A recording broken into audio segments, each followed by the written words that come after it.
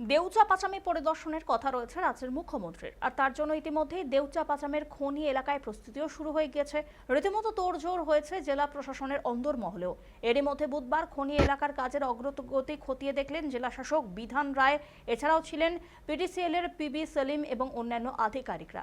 পরিদর্শনের পর কাজের অগ্রগতি খতিয়ে দেখে সন্তোষ প্রকাশ করেছেন পিবি সেলিম এবং জেলাশাসক বিধান রায়।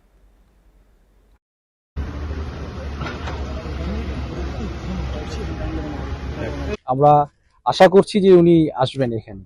ওনার দেউচা পাঁচামি স্বপ্ন না, এটা বাস্তবের প্রকল্প এবং এলাকার মানুষ তার ডাকে সাড়া দিয়ে তারা নিজেরাই এই কয়লা খনি গড়ছেন। হ্যাঁ, সুতরাং সেটা দেখতে অবশ্যই উনি আসবেন। মানে আমরা সরজমিনে দেখতে এলাম, খতিয়ে দেখতে এলাম। আমাদের সিএমডি স্যার এলেন, আমাদের পিডিসিএল এর সবাই ছিল, আমাদের প্রশাসনের সবাই এখানে আছে। আমরা তো সবাই একটা একটা টিম হিসেবে এখানে পারফর্ম করছি সবাই মিলে, এবং এই টিমের মধ্যে এলাকার মানুষই সব থেকে আমাদেরকে লিড দিচ্ছে। ঠিক আছে, সেই হিসেবে আমরা এখানে কাজ করছি। আমরা আশা করছি যে উনি এখানে আসবেন এবং ওনার স্বপ্নর যে বাস্তব রূপায়ণ সেটা উনি দেখবেন।